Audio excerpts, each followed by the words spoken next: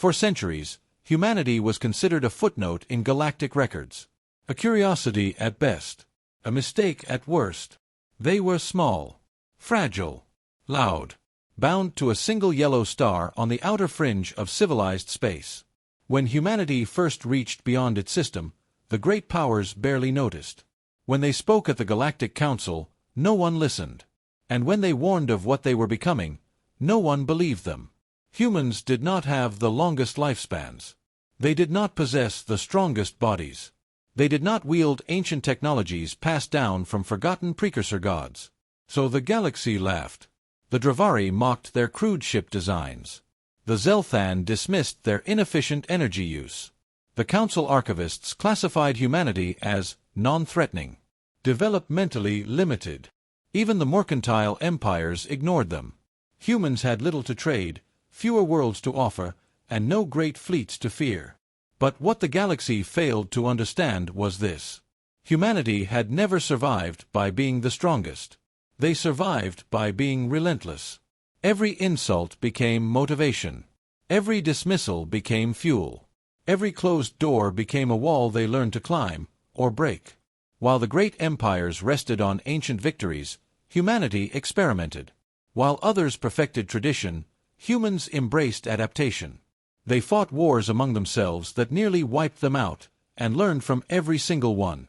Loss was not shame to them. It was data. When the Council ignored humanity's petitions for protection against border raids, humans did not protest. They did not threaten. They went silent. The galaxy mistook that silence for surrender. In truth, it was preparation. Shipyards appeared in asteroid belts no one bothered to monitor. Research stations bloomed in dead systems written off as worthless. Human diplomats smiled, nodded, and accepted their place at the bottom, while their engineers rewrote the rules of propulsion, armor, and warfare. And still, the Council laughed. Until the day the alarms began. First, one fleet went dark near the Perseus expanse. Then another. Trade routes vanished. Pirate clans were found annihilated, ships intact, crews gone, space itself scorched as if reality had been wounded. Emergency sessions were called. Accusations flew. Old enemies blamed one another. And then, the human ambassador requested the floor. No one objected. They expected fear. They expected pleading. They expected the usual weak voice of a species begging for relevance. Instead, the human simply said, "We asked for help once. You ignored us. This situation is no longer your concern." Before the Council could respond, space folded. Across every major system, hyperspace ruptured like glass under pressure. And humanity arrived. Not with a single fleet. Not with a show of force. But with armadas, layer upon layer of ships, each more advanced than anything the galaxy had ever fielded. Silent. Ordered. Endless. The laughter stopped. Because the galaxy finally understood the mistake it had made. Humanity was never weak. They were patient. And now, the reckoning had begun. The Galactic Council did not respond to humanity's quiet growth with curiosity. They responded with control. At first, it was subtle. New regulatory frameworks appeared, policies written in neutral language, enforced with selective precision. Human trade vessels were delayed for inspections that never seemed to end. Tariffs were imposed on Earth-manufactured goods under the pretense of technological incompatibility. Entire shipments vanished into Council bureaucracy, never to be seen again. When human diplomats protested, they were reminded, politely, that these measures were for the stability of the galaxy. Then came the restrictions. Human merchant licenses were revoked in key sectors. Navigation corridors once open to all were suddenly declared restricted for security reasons. Human colonies, still young and vulnerable, found themselves cut off from supply lines they had depended on for decades. Food shortages followed. Medical shipments were delayed. Reconstruction materials were denied. The Council called it containment. Humanity called it a noose. Council broadcasts framed the situation with practiced calm. Analysts spoke of human unpredictability. Strategists warned of rapid technological escalation. Delegates nodded gravely and agreed that humanity posed a potential future risk, not because of what they had done, but because of what they might become. So the galaxy decided to act first. Humanity's observer status was revoked. Their voting privileges, never truly meaningful to begin with, were suspended indefinitely. Human representatives were escorted out of chambers they had helped build, their credentials nullified with a few strokes of digital ink. When a human ambassador asked how long the sanctions would last, the council speaker answered without hesitation. Until compliance is assured. Compliance meant obedience.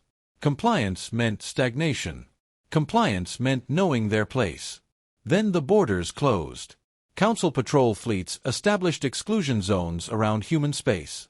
Automated warning buoys declared trespass punishable by force. Independent traders were threatened with fines or confiscation if they so much as acknowledged a human distress signal. Humanity was officially isolated. The Council expected collapse. They expected famine, civil unrest, planetary revolts.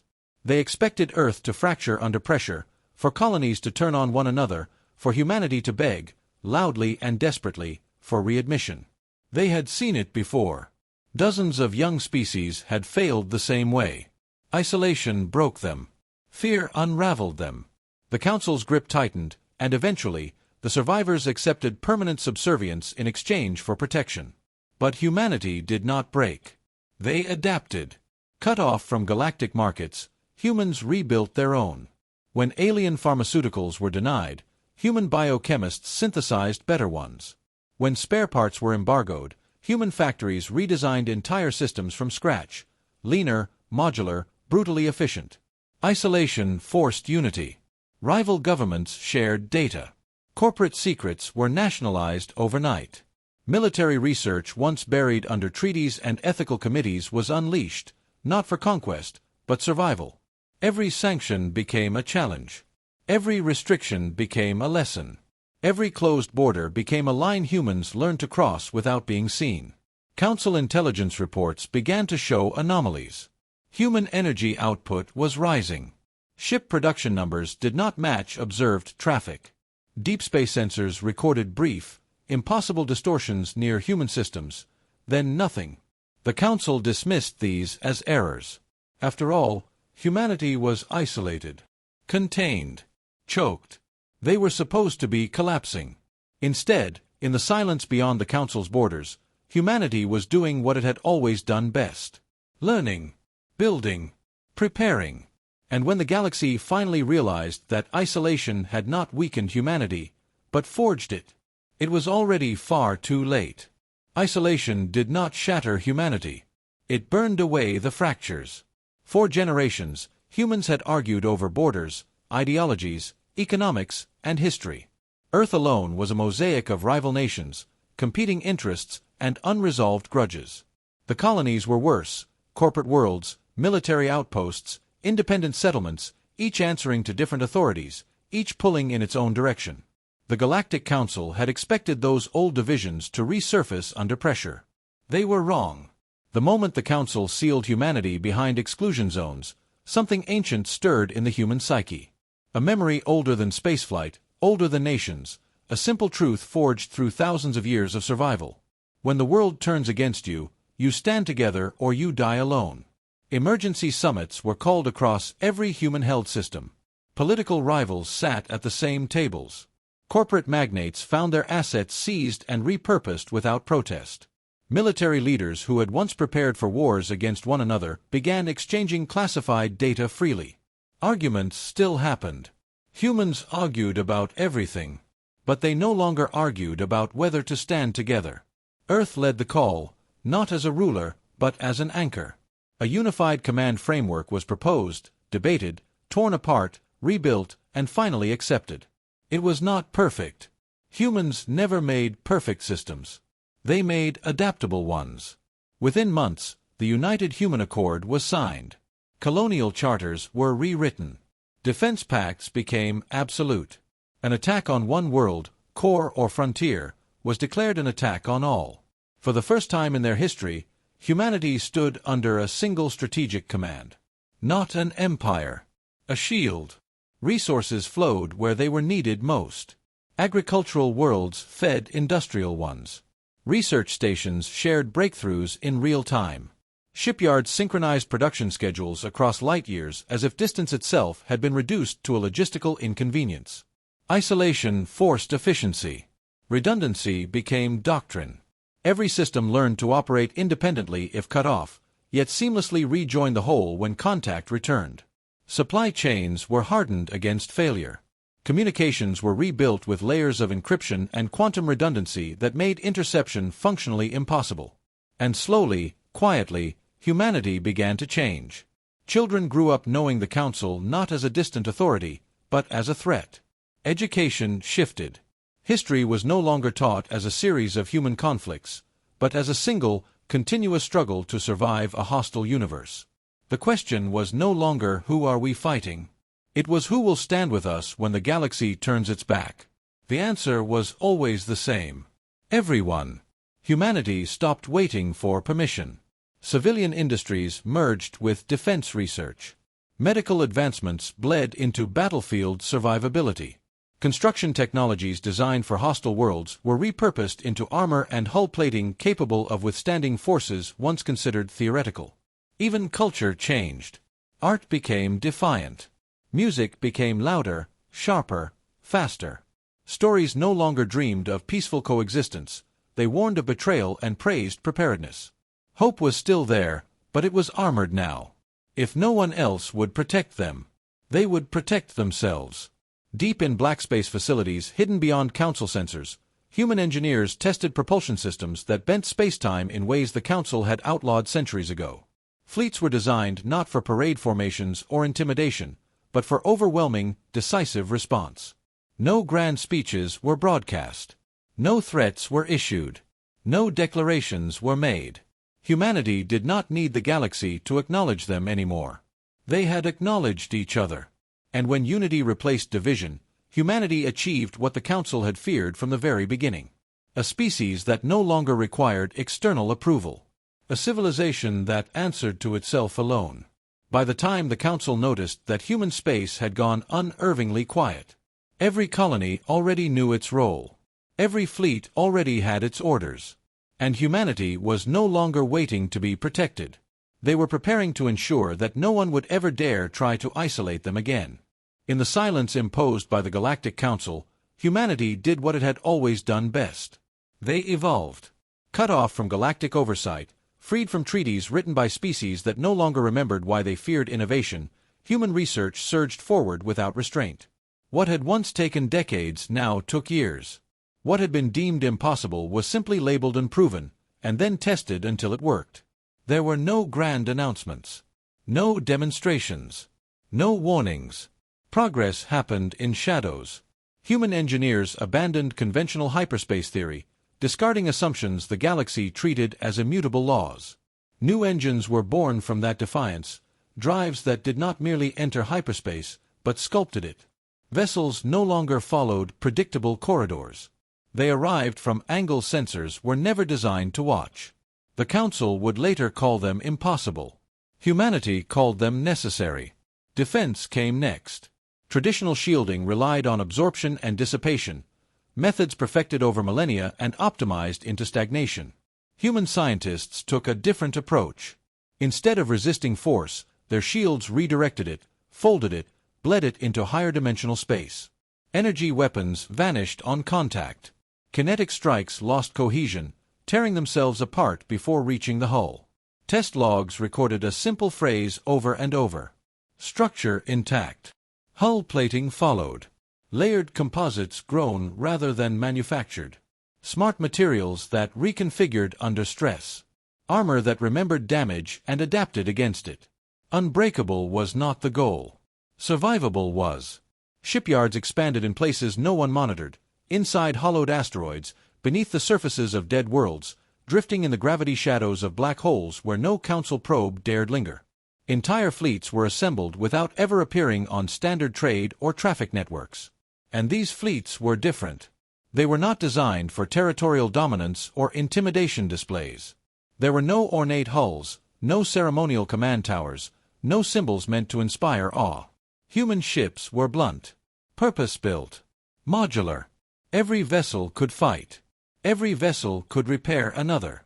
Every vessel could operate alone, or as part of a swarm. Doctrine shifted with design. Human fleets trained for loss.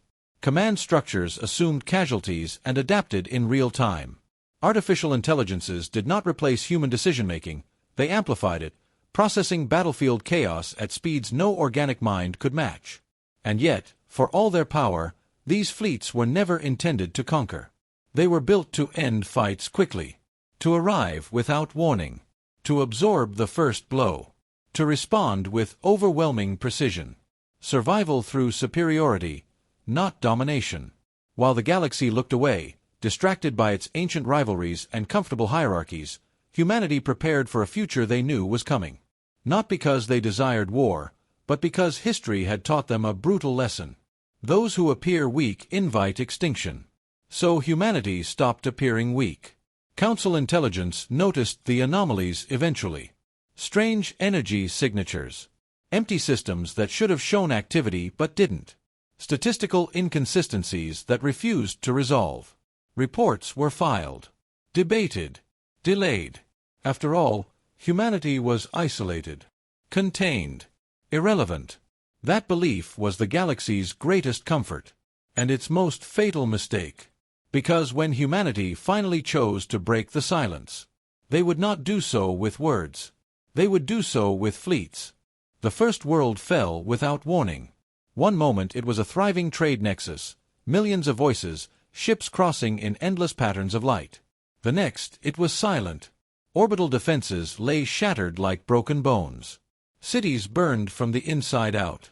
Survivors spoke of vessels that ignored shields, weapons that rewrote matter, and soldiers who moved with mechanical precision and absolute indifference.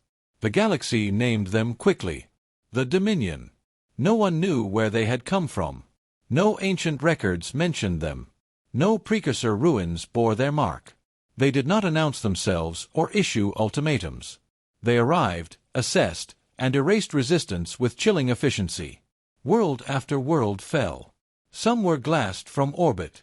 Others were stripped, resources harvested, populations taken alive. Entire species vanished into Dominion transport holds, catalogued and enslaved for purposes no one could yet confirm. Council space burned. Emergency fleets were deployed and annihilated within hours. Weapons that had dominated galactic warfare for millennia failed to penetrate Dominion hulls. Defensive formations collapsed under tactics that adapted faster than command algorithms could compensate. The Dominion learned. And they learned quickly. Refugees flooded core systems, carrying horror stories and fragmented sensor data. Trade lanes collapsed. Communications lagged under the strain of panic. For the first time in living memory, the great empires of the galaxy were not posturing. They were afraid. The Galactic Council convened in permanent emergency session. They argued. Some demanded immediate total war. Others insisted on negotiation, claiming the Dominion might be reasoned with. Ancient rivalries resurfaced as empires accused one another of provoking the invasion. Votes were called, recalled, reframed, while the Council debated. Systems burned. A dozen more worlds fell. Then 20. Then 50. Defensive lines were drawn and erased within days. Entire Council fleets vanished into static-filled voids, their last transmissions cut short mid-scream. For the first time, the Council faced an enemy it could not intimidate, sanction, or contain. And then someone spoke the unthinkable. We should contact humanity. The chamber fell silent. The suggestion was met first with disbelief, then discomfort. Humanity, isolated, sanctioned, stripped of rights, was barely acknowledged as a participant in galactic affairs. Some delegates laughed nervously. Others protested outright. They are contained, one counselor insisted. They are untested, said another. They were never meant for this scale of conflict. But the data told a different story. Long-range sensors showed Dominion fleets probing near former human exclusion zones, then withdrawing. Recon drones sent toward human space never returned, but Dominion advances consistently avoided those regions. Someone noticed the pattern. Human space was untouched. No burned worlds. No refugee streams. No Dominion occupation markers. Just silence.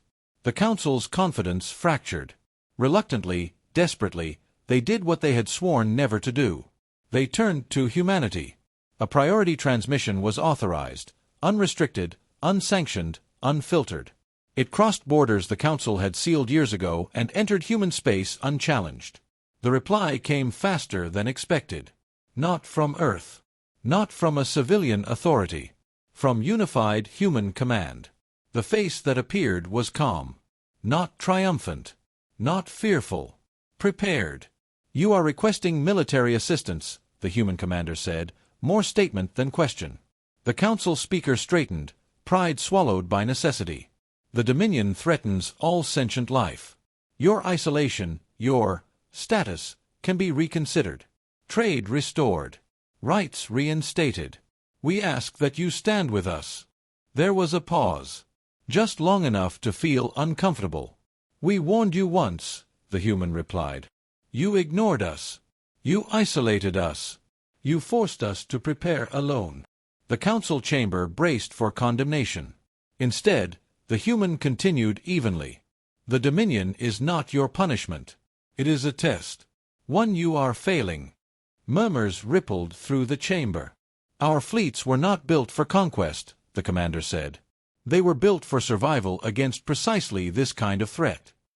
The Council speaker leaned forward. "Will you help us?" Another pause. "Yes," the human said. Relief flooded the chamber, until the next words landed. "But not under your command." Silence returned, heavier than before. "We will engage the Dominion," the human continued. "We will stop their advance. We will protect non-combatant populations where possible. But understand this, humanity does not fight for your council." The commander's gaze hardened. "We fight so no one can ever decide our extinction again." The transmission ended. Across human space, long-dormant beacons activated. Shipyards unlocked. Fleets that had never been seen by alien eyes powered up in perfect synchronization. And as Dominion sensors detected something vast and coordinated moving toward the front lines. For the first time since the invasion began, the enemy paused. Because something new had entered the war. Not an empire arguing in chambers, but a united humanity, forged in isolation, hardened by neglect, and finally ready to step into the fire the galaxy could not face alone. The Galactic Council expected gratitude. They expected humanity to seize the offered concessions, restored trade, reinstated rights, a seat once denied, and rush headlong into the war as an eager ally. In their minds, the past could be rewritten with enough urgency, enough fear, enough desperate promises. They were wrong. Humanity did not celebrate. They did not demand apologies. They did not gloat. They deliberated. Across human space, unified command convened in silence. Fleet admirals, scientists, civilian leaders, and colonial representatives studied Dominion data streams with cold precision. Loss projections were calculated. Evacuation corridors mapped. Engagement doctrines refined and discarded in rapid succession. This was not hesitation. It was responsibility. The Council's follow-up messages grew more frantic with each passing cycle. Reports of fallen systems piled up. Requests became pleas. Pleas edged toward demands. Humanity ignored the tone and focused on the threat. At last, a single response was sent, brief, unembellished, and unmistakably final. "We will decide when to act." The words rippled through the council chamber like a shock wave. Some delegates bristled at the implied defiance. Others recoiled at the realization behind it. Humanity was not asking for approval. They no longer needed it. What the council could not see, what their sensors could not penetrate, was the scale of what had already been set in motion. Activation orders cascaded through human networks, encrypted and compartmentalized beyond any external reach. Deep space arrays unfolded from stealth mode. Dormant stations powered up. Vast formations began to align. Across dozens of systems, human fleets moved, not toward council space, not toward Dominion territory, but into precise positions that defied traditional strategy. They did not form a line. They formed a net. Human scientists called it a containment lattice, a coordinated manipulation of gravity, hyperspace topology, and quantum fields designed to limit Dominion mobility. It was risky, unprecedented, potentially catastrophic if miscalculated. Humanity calculated anyway. And then, space began to tremble. Not from explosions. Not from weapons fire. From strain. Hyperspace currents warped. Long-range sensors across the galaxy screamed with impossible readings. Stars flickered as if observed through distorted glass. Even Dominion vessels slowed, their formations hesitating as navigational certainty dissolved around them. The Council watched in stunned silence. This was not a battle. It was preparation for one. A final transmission from Unified Human Command reached every major power, Council and Dominion alike. "This conflict ends on our terms," it stated. "Not through chaos. Not through extinction. Through control." The message ended without threat or flourish. Because humanity had already made its decision. They would not rush to save a galaxy that had once abandoned them. They would stabilize it. And when humanity finally chose to act, the galaxy would feel it long before it understood it. Space continued to tremble. And this time, it was not from fear. It was from anticipation. The war did not begin with a declaration. It began with silence. Across the front lines where Dominion fleets pressed forward, space folded, not violently, not explosively, but with controlled inevitability. Hyperspace apertures opened without energy flares, without warning signatures. One moment, the void was empty. The next, humanity was there. Human fleets emerged in perfect formation, their arrival so precise that Dominion sensors failed to register the transition until it was complete. Thousands of vessels held position without drift, without collision, as if anchored to the fabric of space itself. Massive. Ordered. Unstoppable. No banners were flown. No lights were flashed for intimidation. The fleets did not advance. They simply were. Dominion Command reacted instantly.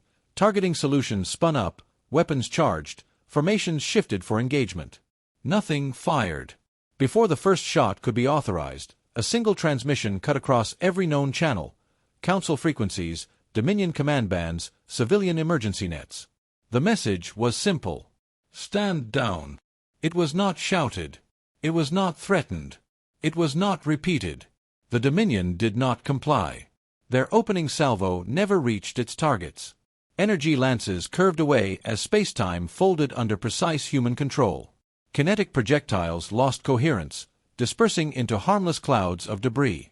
Entire attack wings found their drives locked, their ships frozen in relative stasis as if the universe itself had placed a hand upon them.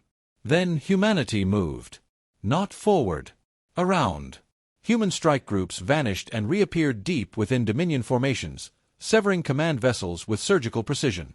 Communications collapsed as quantum relays were isolated, captured, or erased.